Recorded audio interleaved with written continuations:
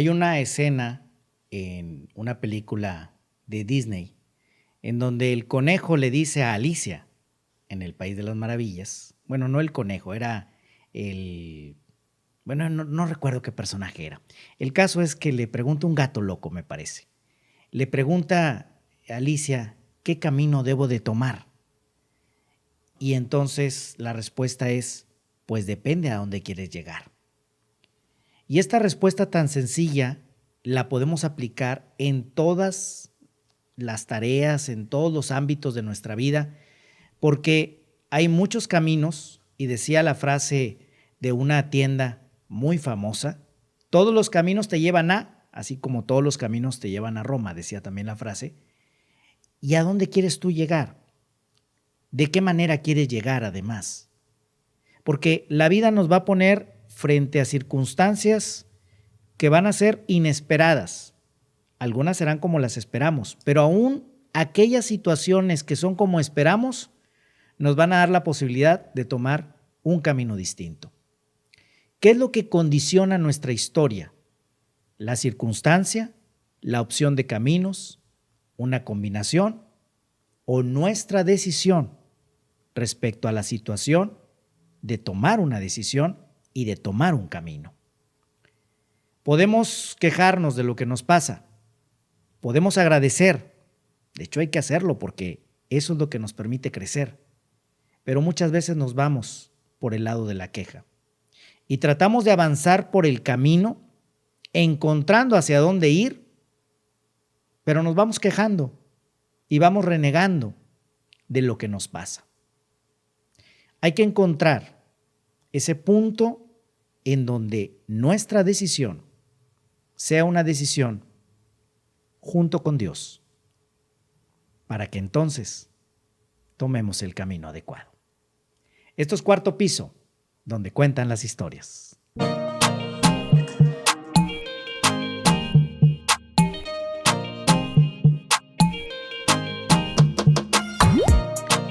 Hola, ¿qué tal? Soy Armando Cavazos y me da mucho gusto saludarles en este nuevo episodio de Cuarto Piso, donde cuentan las historias. Muchísimas gracias por su confianza y por acompañarnos en cada uno de los episodios, compartiendo experiencias y testimonios de vida de cada uno de nuestros invitados. Muchísimas gracias a César Coronado en la producción, David Martínez en la dirección de este espacio, Base 3 Estudio, nuestra casa productora. Muchísimas gracias. Recuerden que estamos en redes sociales, Cuarto Piso con Armando Cavazos, Facebook, en Instagram y también las redes sociales de un servidor, Armando Cavazos R en el Instagram, Armando Cavazos en el Facebook y en el Twitter. Me da muchísimo gusto recibir en este episodio a un buen amigo, Eric Carmona. ¿Cómo estás, Eric? Muy bien, Armando. Muchas gracias por recibirnos. Encantado. Oye, Eric, tú tienes 35 años. ¿Es correcto? ¿Cumples los 36? En diciembre. Del 2022. Sí. Es decir, prácticamente este año te la vas a llevar con los 35. Sí. Y empezando el 2023 ya vas a estar más cerquita del cuarto piso. Sí, es correcto. ¿Qué haces actualmente? Bueno, mira, hago varias cosas. Yo tengo formación de ingeniero por la facultad y una maestría en Relaciones Internacionales. Entonces, uso mis conocimientos de ingeniería y vendo, por ejemplo, equipo de energía solar, equipo de bombeo, videovigilancia, control de acceso. Hago varias cosas, honestamente. Ha sido una enseñanza de la vida. Entonces, también vendo, por ejemplo, en e-commerce, algo de material médico. También colaboro en una asociación civil, Construyendo con Carácter AC, entre otras cosas. Pero, si me permites decirlo, honestamente, mi negocio principal es compartir la palabra de Dios y compartir fe. Realmente eso es lo que más me llena y lo que más me motiva. Todo esto que realizas lo hablamos en el momento presente. Okay. Pero vamos a trasladarnos años atrás. Claro. ¿Cómo era la vida de Eric en la niñez, en esa transición a la adolescencia, a la juventud? ¿Qué pasa en aquellos años en tu vida? Híjole, es toda una historia, pero para eso parece que estamos aquí, ¿no? Así es, adelante. Mira, voy a tratar de hacerlo breve para ir así como que recapitulando y luego si quieres ya podemos tocar el tema que tú gustes. Mira, me tocó una infancia un poco ajetreada.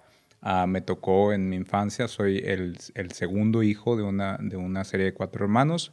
Mi hermana mayor Areli, yo, Edgardo, Itzel. Mis padres, Raúl y Blanca. Ellos, bueno, desde sus primeros años de matrimonio, pues tuvieron algunas diferencias y eso causó pues, que se separaran, etcétera. Y nos puso a mis hermanos y a mí en una situación vulnerable, que para el año 99 se convirtió en que pues nosotros, mis hermanos y yo, fuimos a estar bajo el resguardo del DIF Nuevo León. Y unos años después, bajo la tutela de Casa Paterna de la Gran Familia, que está en la carretera nacional. Ya para ese entonces, pues bueno, ya habíamos tenido dificultades económicas, una serie de dificultades que yo solo puedo atribuir a la gracia de Dios, el que la hemos ido librando en el camino. No te miento, así de paso, cuando yo estaba en la primaria, de hecho fue el verano del 99 que yo iba a pasar a primero de secundaria. Aunque mi mamá era maestra, yo realmente no tenía certeza de si iba a entrar a la secundaria. Y ahorita, bueno, gracias a Dios, pues terminé maestría. Tuve oportunidad de entrar al doctorado ahí en la Facultad de Ciencias Políticas, pero sentí que ya era más importante dedicarme a ejercer laboralmente lo que ya traía. Y bueno, eso fue hasta que en la Gran Familia 2006, más o menos, 2005-2006, ya estaba a punto de salir. Tuve una oportunidad muy padre junto con otros 25 niños por parte de una asociación civil donde colaboro Construyendo con Carácter AC por parte de la licenciada Patricia Villarreal, y nos enviaron a Estados Unidos a 25 jóvenes a Indiana por medio año. Fue una experiencia que nos cambió la vida. Honestamente, cuando yo estaba ¿cómo se llama? En la prepa, mi último semestre, mis compañeros decían, Eric, ¿cómo? O sea, tú eres el del orfanato, ¿cómo que te vas a ir a Estados Unidos a vivir 6 meses? Y yo, sí, ya lo verán, ya lo verán. Y ellos me decían, oye, pero queremos que te gradúes con nosotros. Y yo le dije, no, I'm sorry, va, yo me voy. Y no estábamos seguros si se iba a hacer o no, porque era algo inaudito. Pero finalmente el tiempo se dio y llegó el mes en que pues ya todo estaba listo, nos fuimos de viaje, regresamos. Esa experiencia cambió mi vida en varios sentidos. Una, porque en ese momento yo no tenía oportunidad de viajar. Y otra, porque eso me contactó con personas que me abrieron puertas muy fuertes, que hasta hoy soy beneficiado por ello. Pero antes de aburrir, no sé si quieras que en algún punto nos paremos o le continúo. Vamos como a los 18. Algo aquí importante es cuando a ti, me voy a ir así como claro. momentos, cuando a ti te separan de tu casa, sí. En la primera etapa, no estabas junto con tus hermanos. Los ponen por separado. Hubo ahí algo que no te había platicado, ni en ocasiones anteriores, hubo un detalle, que el día que nos separaron yo lloré mucho. Yo creo que era el que más lloraba, porque esa noche, no, hombre, la recuerdo perfectamente. ¿Cuántos años tenías? Yo debía tener 12, creo que ese diciembre debía cumplir 13, y estaba a punto de entrar a secundaria. Fue en el verano del 99. Y lo que pasó es que cuando nos llevaron, básicamente la policía es la que se encargó de llevarnos a las instalaciones del DIF. El DIF resolvió que mi hermana, que era mayor, tenía 15 años, debía estar en un albergue que era para mayores de 15, y los menores de 15 estábamos en otro albergue.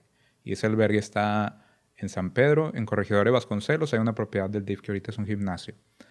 Esa noche a mí me tocó ser la cabeza de la familia. Mi hermana siempre había sido la fuerte, la que tomaba las decisiones, súper pujante, la que se encargaba de que hubiera comida. La verdad, admirable hasta el día de hoy. Ella ahorita trabaja en el Poder Judicial de la Federación, porque es psicóloga. Y creo que lo hace bastante bien. Felicidades, de hecho, por cierto, Arely. Pero ese día fue muy quebrantado para mí, porque yo me sentía completamente desprotegido. No solo porque ya no estaba en mi casa, sino porque mi hermana, la mayor, no estaba. Arely era como que la que nos resguardaba a todos. Y me sentía responsable de mis hermanitos, que éramos Itzel y Edgardo. Pero sí, así fue. Nos separaron en dos. Una a mi hermana y en la otra a nosotros. Y en este tiempo que luego se vuelven a reencontrar en Capullos. No, fue en Gran Familia. En Gran Familia es cuando se reencuentran. Capullos fue en el que yo estuve. Gonzalitos, de hecho, se llamaba antes de que se formara Capullos. En Gonzalitos era donde yo estuve, que es ahí en San Pedro. Y sí, así es. Y luego, en este tiempo, Eric, y este es un punto importante, yo decía al principio que andaba ahí confundido si a Alicia le había dicho el gato, el conejo. ya verifiqué y fue el gato. Ok. Pero para mí es muy importante este punto porque marca un momento de tu vida, como a muchas personas nos marcan ciertos momentos. Y entonces tú lo decías, tuviste que tomar fortaleza, es decir, tenías que tomar decisiones. De un camino que era inesperado, sí. Porque independientemente de la problemática que ustedes veían, que ustedes sentían, pues no esperaban ese escenario. No, no. ¿Cómo marca esto en tu vida? ¿Qué pasa con Eric en esos años? ¿Hubo resentimientos? ¿Hubo manejo de emociones? ¿Cómo lo viviste, Eric? Híjole, fue un tiempo de mucha confusión. Yo honestamente, a mis años, pues no era ni, pues ya no era niño, pero tampoco era adulto independiente. Entonces, a tener que entender que dependes de alguien más que ni siquiera son tus papás, es complicado para un niño. Y es complicado el no entender ni siquiera la implicación que va a tener en tiempo y en el impacto que va a tener en tu vida. O sea, no comprendes nada, estás como, no sé, venado flachado, haz de cuenta. Andas así como que nada más sobreviviendo. Sin embargo, hubo mucha gente muy valiosa en el camino.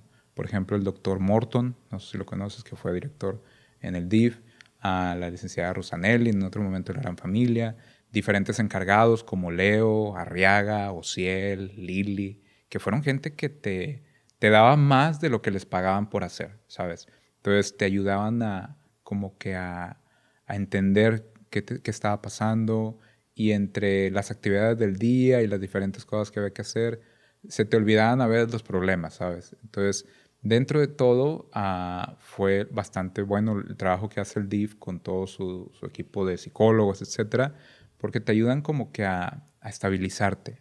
Porque sí es bastante, como que, mira, para empezar, Armando, cuando yo tenía 12 años, y yo creo que de chiquito, tenía una forma como que me gustaba salir de paseo yo solo. De hecho, hay una historia cuando estaba chiquitito. Un poco vago, dicen. Algo así podríamos decir, no quería usar esa palabra, pero básicamente cuando tenía como 5 años o 4 años, yo me iba en mi moto de pedales atrás del camión de la basura. Y entonces alguna vez me perdí y claro que trastorné mi casa como por mediodía. Luego después cuando era más grande, pues me iba en la bici y agarraba rumbo. Entonces, después cuando llegas al orfanato, te das cuenta de que ya no tienes esas libertades. Estás limitado a una área, dependes de permisos si vas a salir y como que todo cambia. Pero creo que todo fue para bien. Honestamente, recapitulándolo, creo que todo fue para bien. ¿Y en qué momento, bueno, ya llegas, ahorita voy a dejar esa Sí, pregunta, claro. llegas a este punto en donde tienes el viaje Sí.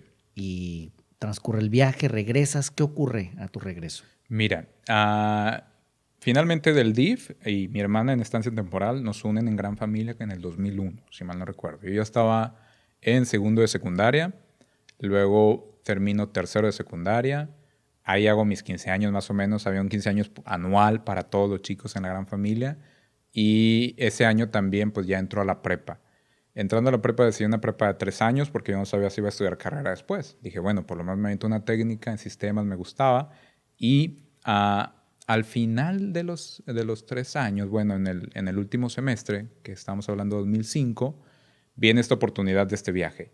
Y entonces había que decidir varias cosas. Por ejemplo, había que decidir si no me iba a graduar con mis compañeros de generación. Eso me dolió mucho, te soy honesto, porque tuve amigos que me acogieron bastante. O sea, yo me sentía, porque fíjate, después de varios años de que yo había sido libre y vago y lo que tú, viajero, digamos, y luego después de haber estado en un orfanato donde tenías que estar guardado, o sea, no guardado en el mal sentido como una cárcel, pero estabas guardado, o sea, no podías ya decir tú. Entonces, a la hora que empiezo la prepa, otra vez empieza la libertad y empieza a haber algunas salidas con amigos. Entonces, siento que empiezo a recobrar mi estilo, o sea, mi manera lo que siento que había perdido. Y bueno, fue que fuimos a este viaje. En algún momento pues nos hacen esta invitación. Un día, yo me acuerdo antes que vi que había un señor un poco extraño que yo decía, qué raro. Tenía gestos mexicanos, pero hablaba inglés. O sea, parecía mexicano, pero hablaba inglés. Y era el director de una organización de Estados Unidos, una organización cristiana, que nos estaba preparando espacio para recibirnos. Vivimos en Indiana por 6 meses. El día que llegó el viaje, no la creíamos. O sea, íbamos saliendo en camionetas porque nos llevaban en vans. Y decía yo de que se me hace que de repente nos van a hablar y regrésense. Y nada, así llegamos a la frontera y yo todavía, ¿será que nos dejarán pasar? No, pues sí. Y una de las experiencias muy bonitas, la licenciada Patricia Villarreal tenía familia en Laredo, Texas. Y fue la primera experiencia súper bien que tuvimos, que llegamos a comer a Golden Corral, ¿sabes? Porque de su familia tenía ahí, uno de los socios era dueño de ahí. y el primo de ella. Y entonces desde ahí dije, esto va a ser un cambio en mi vida. ¿Has probado Golden Corral? Las carnes así muy gruesas que preparan Alguna en vez, Laredo. sí. Bueno, de ahí dije, como que todo empezó. De ahí en adelante fue súper bonito. Viajamos por carretera y nos tocó un día de nieve. Fue la primera vez que yo vi El nieve. traslado fue en En vehículo. vehículo. Y estuvo súper padre. Y luego cuando estuvimos allá, fueron 6 meses de muchas cosas diferentes. Súper diferentes. O sea, súper, No, súper. no solamente el idioma. No, me refiero a que la manera de tratar, o sea lo que sea, en los orfanatos hay un conflicto y yo creo que pasa en muchos ambientes que esa vez una competencia, por ejemplo, con las autoridades, ¿sabes? Como que todos los niños tenemos un resentimiento de que, oye, tú no eres mi mamá, tú eres mi papá, ¿por qué me vas a decir? Y se vuelve un problema fuerte, que si no sé, que, bueno, ahorita que nosotros trabajamos con niños de orfanato también, hacemos énfasis en trabajar esa área. Pero fue una de las experiencias más grandes que la gente te trataba con mucho amor. O sea, te querían dar, estaban determinados a darte. Y cuando lo recibías decías tú, esto está extraño, esto no es común. O sea, ¿qué clase de lugar es este? Aparte nos trataban como reyes, todo súper bonito. Pero luego finalmente ya cuando volvimos, después de 6 meses, que era lo que duraba el permiso, fue un tiempo un poco difícil, para mí en particular, porque yo ese año tenía que terminar mi último semestre de prepa. Tenía que mudarme del orfanato porque tenía 18 años. La gran familia fue muy generosa en ponerme en una casa de media asistencia que ellos pagaban. Y ahí en Villa de Santiago. Y ese mismo año ya tenía yo que hacer muchos cambios. También iba a entrar a la carrera. Los compañeros de la prepa eran nuevos. Tenía la graduación. Me sentía muy Fuera inestable. de lugar. Muy inestable. Pero con el tiempo, después de esos cambios, pues bueno, vinieron cosas muy buenas. Pero no sé, hasta ahí. Oye, Eric, y Dime. ya que ocurre todo esto, ¿en qué momento Ajá. tienes tú este encuentro? Tú nos decías algo que haces y Sí. lo comparto en tus redes sociales. Claro. Pues compartes contenido, compartes la palabra de Dios, Sí. reflexiones. Pero ¿en qué momento llega esto a ti? De sentir este compromiso con Dios. Sí. Porque efectivamente en tu historia podría ser todo lo contrario. Sí. Y lo digo como una referencia, porque podríamos hablar de una historia de un Eric delincuente, a lo mejor ya ni siquiera en este plano terrenal. Claro. Pero tú fuiste por un camino que, ¿en qué momento te encuentras con Dios? ¿O Mira, durante todo el camino ya andabas ahí? no, mira, fíjate, yo recuerdo haber tenido encuentros con Dios desde muy chico. Yo me acordaba me acuerdo que cuando era muy chico yo decía, híjole, Dios me está viendo. Y yo me metía abajo de una cama. Me acuerdo vivamente que estaba bajo una cama y yo decía, Dios me está viendo. No me acuerdo qué estaba haciendo, pero ahí estaba ya la culpa desde entonces. Después hubo algún otro encuentro donde había pues, evangelistas a veces que visitan tu casa, que te tocan la puerta y te quieren enseñar. Algunos traen libritos muy coloridos. Yo no soy exactamente de esa religión, de hecho no. Pero sin embargo sembraba una semilla de fe. Y yo veía las imágenes donde la gente era feliz. Y eso como que decía yo, ¿existirá eso? Porque sales y está el calorón y todo el mundo peleándose que por el lugar del estacionamiento y que porque te le cerraste, lo que sea. Pero en ese entonces yo, y hasta ahorita digo, bueno, aunque pareciera una utopía, es una realidad, que la Biblia lo habla, como el paraíso. Pero bueno, finalmente, te voy a ser bien honesto, mi mamá tuvo mucho que ver. Mi mamá ha sido de gran influencia. Mi mamá ha sido súper esforzada. No le quito mérito a mi papá, pero mi mamá ha sido muy esforzada. Y desde que yo tenía unos 13 o 14 años, ella me empezó a hacer énfasis en la importancia de tomar a Dios, darle lugar a Dios en nuestra vida. Y a lo largo de los años, diferentes experiencias fueron formando mi fe.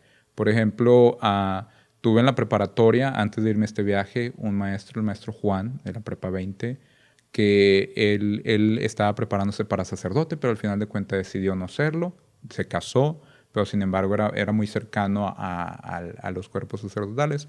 Y él tuvo mucha influencia en mí porque me hacía reflexionar mucho. Alguna vez me invitó a ser sacerdote, pero no, realmente yo no tenía interés así tal cual. Pero él me influenció mucho, por ejemplo. Hubo después también este viaje, hubo algunos líderes, vivíamos con familias que dejaban su trabajo, que eran gente muy próspera, para estar con nosotros durante 6 meses. El señor Drew Smiley, que era como que el papá de mi familia. Y era muy bonito. Ellos tenían una familia de 9 muchachos, o sea, 9 hijos, incluyendo una niña. Y eran todos así como que tú los veías tiqui, tiqui, tiqui, tiqui, tiqui, En tiqui, escalera. tiqui, tiqui, tiqui. Sí, y eran súper divertidos. Es el chiquitito Josh, era súper, no sé, era dinamita. Todos eran dinamita. Y ellos me permitieron ver cómo se vive la fe en familia, cómo a veces los hijos tenemos que ceder y cómo a veces los papás tienen que ser firmes y que no está mal. Eso yo tenía un conflicto en eso, porque yo pensaba que era más inteligente si yo podía resistir a mi mamá y tener la razón, por ejemplo, o a mi papá, etcétera, o en el orfanato con los encargados. Pero pues no era así, ¿verdad? Finalmente, esas experiencias fueron moldeándome. Después ahorita el trabajo que he tenido, por ejemplo, en Construyendo con Carácter, que es una organización civil, trabajamos en varias actividades, tanto con gobierno, escuelas, etcétera, pero también tiene un núcleo fuerte en cuanto a la fe. Y el colaborar, el poder servir sin percibir, me ayudó a darle prioridad a las cosas. Ahorita yo me siento muy agradecido por tanta gente que ha invertido en mi vida que no sé decir en qué punto fue más que en otro. Sí he tenido algunas experiencias. Te platiqué en algún momento que el año pasado tuve una experiencia un poco fuerte que me ayudó a darme cuenta de que yo tenía mucho por compartir. A veces como que uno piensa, es que ¿qué puedo dar? No tengo gran cosa. Pero cuando empiezas a dar algo de tu tiempo, a compartir algo que le ayude a otros, te das cuenta que tienes demasiado en tus manos. Platicaba con una persona ayer, si me permites un minuto más, Claro. que la Biblia lo dice de una manera muy, muy interesante, que quien no da fruto, pues no tiene sentido su vida. Pero también no puedes dar fruto si estás lejos de Dios, ¿sabes? Porque Dios es el que te ayuda a que siempre estés pensando en otros. Porque un hombre así individualmente, yo me acuerdo que antes de tener interés en las cosas de Dios, pues yo era muy egoísta, era muy como que nada más yo, como que mis cosas, etcétera. Y recuerdo que no era feliz, eso no me hace feliz. Ahora que siempre estoy pensando en compartir cosas con los demás, me alegro mucho. Por ejemplo, te voy a decir algo así bien rápido. Estuve en un evento de energía solar porque uno de mis proveedores tuvo un evento, se llama Baywa, ya le estoy haciendo publicidad. Pero fíjate que llegan muchos fabricantes ahí al evento y nos trataron súper bien en Top Golf, que yo creo que tenemos ahí una invitación pendiente si Claro, hay gustas, ¿te que ir. animarías? Bueno, y nos trataron súper bien y los proveedores siempre traen regalitos y que te traen una gorra y unos lentes, no sé qué. Y yo me acuerdo que en la semana yo decía, me gustaría que me dieran uno más de ese porque quiero dárselo a esta persona. Me gustaría que me dieran uno más de ese porque me gustaría, o sea, como que todo lo que recibía, yo decía, lo quiero para este, para este, para este, para este. Y así lo he ido entregando. Y al final de la semana me sentí tan contento de que dije, cumplí con todos los que tenía que cumplir. Y aparte le das una alegría a alguien más. Entonces, así siento que es en la vida. O sea, como que sí trabajas, obtienes y todo, pero es para compartir nuevamente. Y eso creo que logras un mejor resultado. Y es que actualmente vemos una situación en donde efectivamente estamos pensando solamente en lo individual. Sí, es correcto. En mi problema, es el problema de mi familia y no importa que sea parte de una colonia, de una cuadra. Uh-huh. Entonces, pues yo estoy en mi casa y aquí hacemos ruido y es mi problema, ¿sí? No importa como aquel vecino que anda a la 1 de la mañana taladrando, ¿verdad? Pues sí, es que estoy en mi casa, ¿verdad? Por eso, pero es la 1 de la mañana. De alguna manera, Eric, sí, toda esta experiencia que tú has tenido te ha permitido tener esa visión, sí, una visión más amplia, salir de ti. ¿Cómo marcó este viaje? ¿Cómo te marcó este cambio? Si tú hicieras ahora, a mí me gusta siempre, hablando de viajes y hablando de tiempos, siempre hago la pregunta del viaje en el tiempo, de pensar en el viaje en el tiempo. Tú con tus 35 años, no te voy a decir que casi 36 porque falta un buen, pero ya a mitad del tercer piso, ¿qué pasaría si hiciéramos un viaje en el tiempo hacia atrás? Y viajáramos poquito más de 20 años. Y entonces te encontraras con Eric de esos 13, 14 años, ese Eric que está viviendo ese momento crítico en donde tiene que tomar las riendas del asunto, pero al mismo tiempo que tiene que tomarlo está desorientado, está en un caos. ¿Qué le dirías en este momento a esa versión tuya? Fíjate que le diría dos cosas. Una, no tengas miedo. O sea, lánzate con todo. Lo que le vas a tirar, lánzate con todo. No pasa de que te estrelles ahí un poquito, te levantas, te limpias y otra vez le damos. Y otra, procura ser más entendido cuando alguien te da instrucciones. Trata de no resistir a la autoridad. La Biblia dice que el que resiste a la autoridad resiste lo establecido por Dios y acarrea dificultad. Entonces creo que esa lección me hubiera servido mucho aprenderla hace unos 20 años. Me hubiera encantado que alguien me dijera, pero creo que no hubiera hecho caso quizá. Entonces bueno, aquí estamos, ya lo vamos entendiendo. Y si viajáramos hacia, ya que Órale. estamos en la máquina del tiempo, Venga. ya que estamos con Marty McFly volando en el tiempo, si viajáramos hacia adelante Ok. y te encontraras con Eric, pero en una versión también de unos 20 años, es decir, andarías por ahí casi alcanzando el sexto piso. Ok. ¿Qué te gustaría saber o cómo te gustaría encontrártelo? ¿Qué te gustaría encontrar en tu versión de los casi 60 años? Ok. Y por lo tanto, pues habría que trabajar para eso. Entonces, ¿qué te Claro. gustaría encontrar en tu vida? Me gustaría encontrar a Eric teniendo tiempo para servir, como lo hago hoy con orfanatos, teniendo amigos, haciendo cosas divertidas, pero al mismo tiempo en lo que hagas cosas divertidas, haciendo cosas que sirvan a los que tienen necesidad. O sea, no ser feliz nada más con los felices, sino jalar a la felicidad a los que están un poco en tristeza. Creo que lo estoy haciendo ahorita y me encantaría en aquel momento hacerlo y también haciendo ejercicio y cosas así. No me gustaría ver un Eric así todo con bastón, pero bueno, ahí estamos tratando de echarle ganas en eso también. Oye, qué interesante tarea. Ser feliz no solamente con los felices, Correcto. porque eso es muy fácil. Sí.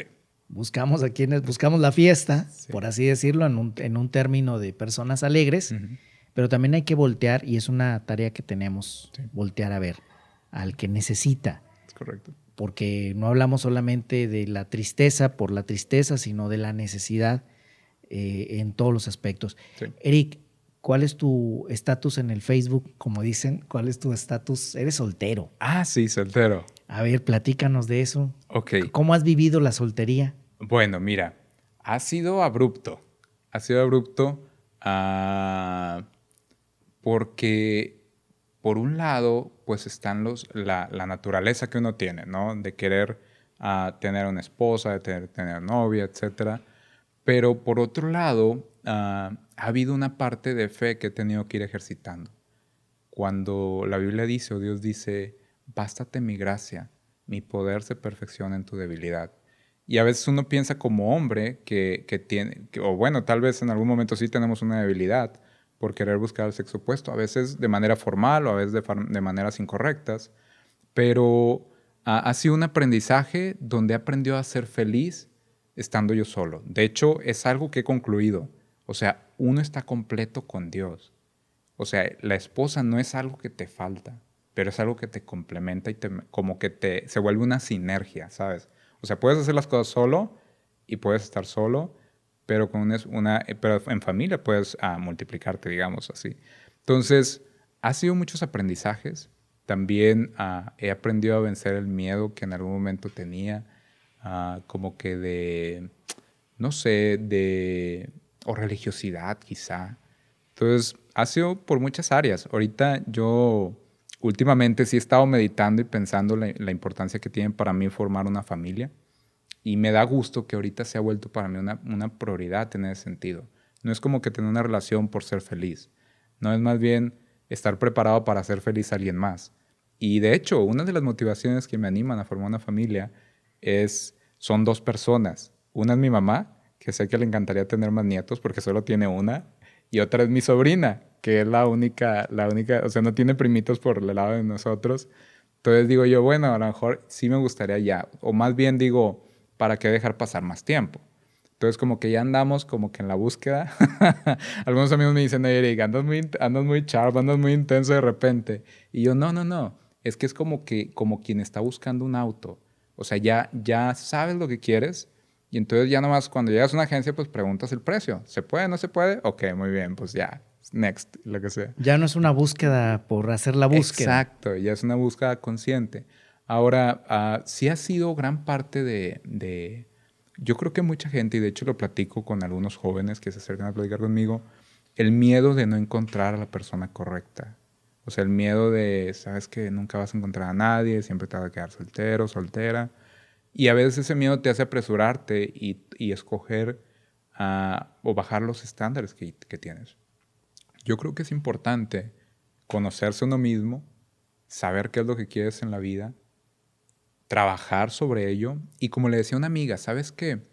Te lo dije de hecho hace unos días, me gustaría que no sueñes, no te la pases soñando, sino que más bien planifiques para vivir tu sueño. Y de hecho le dije, calcula cuánto te sale una boda. Por ejemplo, Empezando por ahí. empezando por ahí, porque ella sí me decía, es que está saliendo con un chico platicando y me dice, es que le digo, oye, me da la impresión de que tienes miedo en cierto momento porque veo que algunas cosas no es del todo compatible con lo que yo te conozco. Y me dice, sí, es que sí tengo un poco de miedo de no casarme. Y le digo, ok, yo creo que puedes trabajarlo, creo que el muchacho puede ser bueno, o sea, trabájalo, pero no tengas miedo de que se pierda. O sea, no puedes sacrificar convicciones por alcanzar algo que tú crees que no vas a tener algo más. Y pues bueno, hay un chorro de cosas que pensar. Sí. Oye, y es que he escuchado mucho y digo, es algo de lo que estoy convencido. Sí. Ya ves que antes decían de la media naranja, Ah, sí. pero luego dicen, no, es que tiene que ser la naranja completa Claro. para que entonces haya una suma Sí. y esa suma luego se convierta en una multiplicación. Correcto. Y de alguna manera lo que ha pasado es que nos quedamos con ese concepto de la media naranja, es decir, como solamente una parte de mí y una parte del otro. No, tienes que estar completo Es correcto. como persona en todos tus ámbitos para entonces poder buscar una persona completa en todos sus ámbitos y poder formar una relación que sea estable. Pero ahora vivimos una época en la que todo va deprisa y viene este temor de, oye, te tienes que casar, es que ya tienes tal edad y entonces te empiezan a apresurar Sí. y resulta que andas tomando decisiones Aceleradas. que entonces ya no te detienes como Alicia ni siquiera a preguntarle al gato qué camino debo tomar, simplemente te vas como el Borras por el camino Como burros en mecate. por el camino más fácil, ¿no? Sí. Le diría, saldría el lobo a decirle a Caperucita qué camino tomar a su conveniencia y Claro. es muchas veces lo que pasa.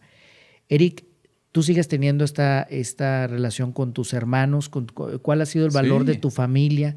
Nos hablas de tu mamá, de tu papá. A pesar de estos momentos complicados, ¿cuál es el valor de la familia en tu vida? Oye, fíjate, mi familia está cañón, la verdad. O sea, mis respetos para mi familia. No es por nada, sin agraviar a nadie. Pero en todo, o sea, todos han salido sobresalientes. A mis padres le echan ganas. Yo creo francamente que las familias sí es el núcleo de la sociedad. Creo que en estos días, en esta temporada, en esta generación, es muy atacado los valores de la familia. Pero yo he visto cómo mi familia, a medida del tiempo, va restaurando cosas que en algún momento pues salieron mal, malas decisiones, malas consecuencias. Y poco a poco vamos trabajando todos, cada quien por su parte, madurando y tomando un lugar pues más maduro y más consciente de las relaciones. Entonces veo, por ejemplo, a mi hermana que se casó, que tiene a su niña, echándole un chorro de ganas en su trabajo, pensando en cómo sacar adelante ello. Veo a mi hermano que se graduó como maestro de la normal superior, que sacó su carro para trabajar en Uber, o sea, pujante. Veo a mi hermanita también echándole ganas, ayudando en la casa con mi mamá, y yo con mi mamá. Y así, y yo también acá por mi lado, todos me dicen, oye, tú eres el millonario de la familia. Y yo, ay, como el empresario. Bueno, porque no lo comenté, pero parte de estar colaborando con esta asociación civil es que he estado viviendo en un lugar muy privilegiado, en una área muy privilegiada en San Pedro. Y entonces mis hermanos me echan carro a veces de que, oye, tú eres el millonario, tú nos vas a sacar de pobres. Y yo sé que digo, no, hay que echarle ganas todos. Y la verdad es de que, gracias a Dios, vamos caminando firme. Un pequeño aprendizaje que tuvo precisamente respecto a trabajo y a negocios. Yo no he sido empleado, sino que he tenido que emprender por diferentes situaciones. Y una lección importante ha sido para mí no depender de crédito, o sea, no usar crédito. Y lo platico ahorita porque la Biblia lo dice, el que debe es esclavo del que presta. Y a veces las tarjetas de crédito, bueno, las sabes manejar y no tienes problema. No me refiero a ese tipo de crédito, pero cuando gastas más de lo que tienes, te pones una soga sobre ti mismo que te quita fuerza para hacer muchas cosas. Y bueno, eso fue muy importante a la hora de poder seguir haciendo mis proyectos, depender siempre de lo que tengo. Porque lo que tienes es algo que Dios ya te proveyó y que si lo usas con sabiduría lo puedes multiplicar. Y esa es una de las bendiciones que tenemos los seres humanos, que todo lo que Dios nos da lo podemos multiplicar para beneficio de los otros. Entonces, Oye, bueno. es cierto, porque luego andamos ahí queriendo tener de más Sí. y es solamente lo que necesitamos, Contentamiento. lo básico. Es contentamiento. Ya lo demás, bueno, si te vas a tomar un café, pues te puedes tomar un cafecito ahí con agua que pusiste a hervir Sí. en tu casa y ya luego es irte a tomar un café. Con buenos amigos algún día. Claro, Claro que sí. exactamente. Y bueno, otra cosa que también estamos haciendo muy padre ahorita que lo mencionas de contentamiento es que cuando yo he tenido contentamiento he podido pensar en hacer cosas para los demás. Y ahorita una de las cosas que estamos haciendo que Dios me ha permitido es estar llevando grupos de jóvenes a este orfanato donde yo viví, la Gran Familia. Te voy a decir nada más porque creo que es importante que vamos a ir este mes de abril, a sábado 23, pero ya fuimos el mes pasado y ese día me tocó algo muy impresionante. Porque uno piensa que cuando da es fácil.